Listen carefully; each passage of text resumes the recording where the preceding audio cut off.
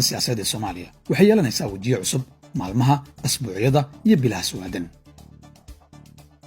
dowladda Imaaraadka Carabta ayaa xoojinaysa dhismaha awoodaha hakin kara tilaabooyinka madaxweyne Xasan Sheekh Maxamuud oo aan la dhacsanayn dowladda isu tagay Imaaraadka Carabta. inkastoo Xasan Sheekh uu sameeyay wax walba uu ku qancin karo dalka yar ee Imaaraadka, haddana taasi uma dhalin inay Imaaraadku aaminaan oo ay culayska siyaasiga ka dulqaadaan dalkana ka daayaan faragelinta joogtada ah. weli madaxweyne Xasan Sheekh ma qaadan go'aan buuxa oo ah inuu iska difaaco qorshaha lagu dhaafinayo kursiga. taas beddelkeeda wuxuu u dhow yahay inuu sameeyo tilaabooyin kale oo uu ku qancinayo dowladda Imaaraadka oo ay ka mid tahay inuu u tago ama inuu ka fogaado siyaasiyiinta ay necab yihiin. dhinaca Axmed Madoobe iyo Saciid Cabdullaahi Dani oo hogaaminaya siyaasiyiinta Soomaalida ah ee aadka ugu dhow dowladda isu tagay Imaaraadka Carabta ayaa cilaaqaadkooda xumaa tan iyo markii ay dhamaatay doorashadii madaxtinimada Soomaaliya ee 2022, taas oo uu Saciid Dani aaminsan yahay inuusan Axmed Madoobe u hagar bixin. laakiin dhowrkii bilood ee la soo dhaafay waxaa bilowday xiriir taleefon oo u dhexeeya labada nin.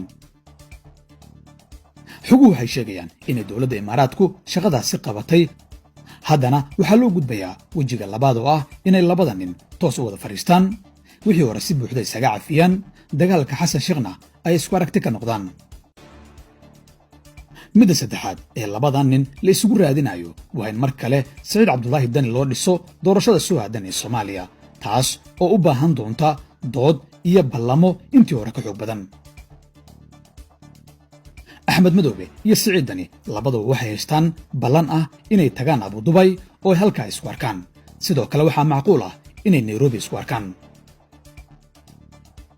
dhinaca kale mucaaradka ka soo jeeda magaalada Muqdisho oo iyaguna ay qaarkood dhowaan heleen mashruuc dhaqaale oo Xasan Sheekh ka dhan ah ayaa la qorsheenayaa inay Muqdisho isugu tagaan dabayaaqada asbuuca soo socda. waxaa la wadaa aragti ah in la dhiso isbahaysi mucaarad ah. qorshuhu wuxuu markii hore ahaa in la isarko sabtiga soo socda, laakiin ila muhiim ayaa u sheegay Adduunka TV in dib loogu dhigay madaxweynihii hore ee Soomaaliya Maxamed Cabdullaahi Farmaajo dartiis, kaasoo muujiyey xogaa cagajid ah.